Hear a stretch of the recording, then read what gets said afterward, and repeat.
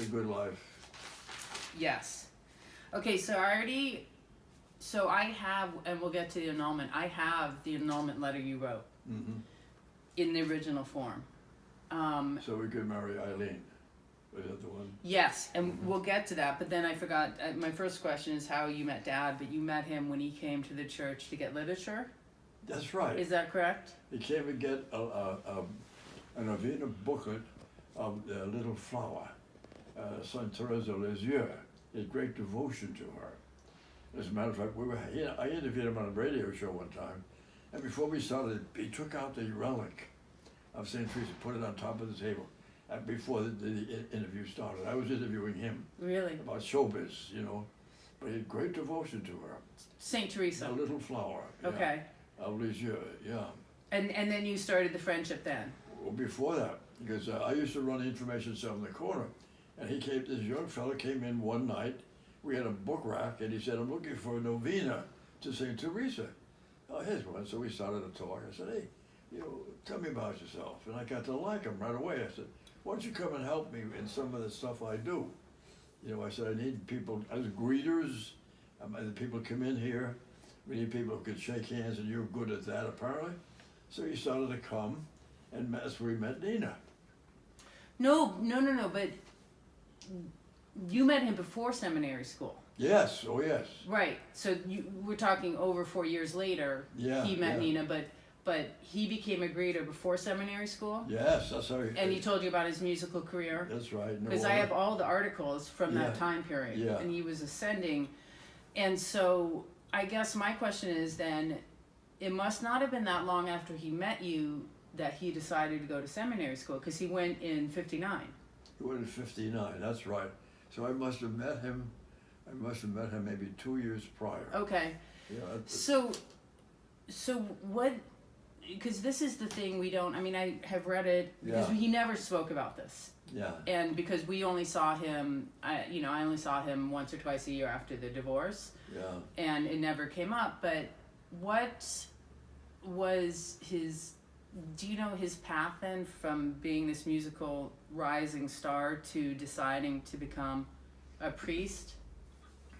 Well, he was very interested. Here's a quote from your father. "I want to be a saint," close quote. Huh. He told me that. Because I'm doing a movie, and one title was going to be Sainthood versus Stardom. Yeah. Okay. You want to be saint? That makes sense. And then we started to talk, and we hung out a lot together. And he got to know the Paulists, because we were all into radio and television and all that sort of stuff. And for some reason, as the Holy Spirit works, it hit him. I think I'd like to spend my life doing that. So we applied, and I have the acceptance. Good. Okay. Letter from 1959 from. That's interesting. So we went 1 year to Baltimore. He spent a year in Oak Ridge. Then he spent 2 years in Washington. Here's the acceptance letter from the Paulist Fathers. And this is from 1959. Oh yeah, Paulist. Oh yes. Yeah, when he got accepted. That's right. And this is an article saying he's going to enter the Paulist order. And that's how much of a star he was, that they wrote an artiple about him. That's right. Saying he's going to give it up to go to church. But he never gave his reasoning that much.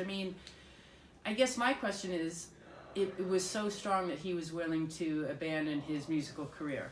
He felt this was much more his calling. Well, he also had the opportunity to use his medical career as a priest.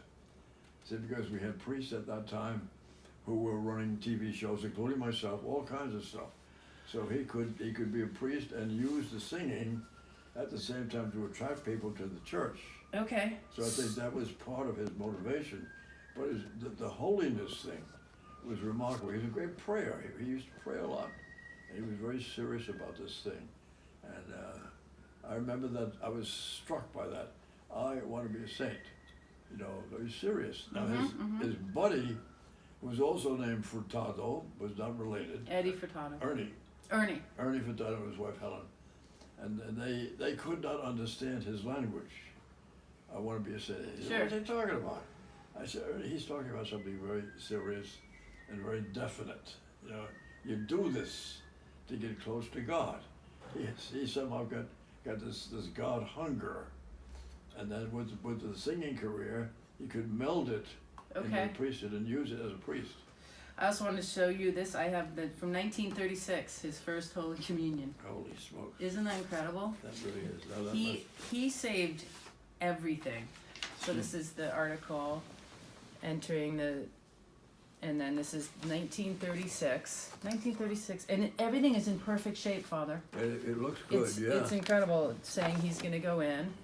And then he has these photos, and this is in seminary school. Oh, yeah. Right? Yeah.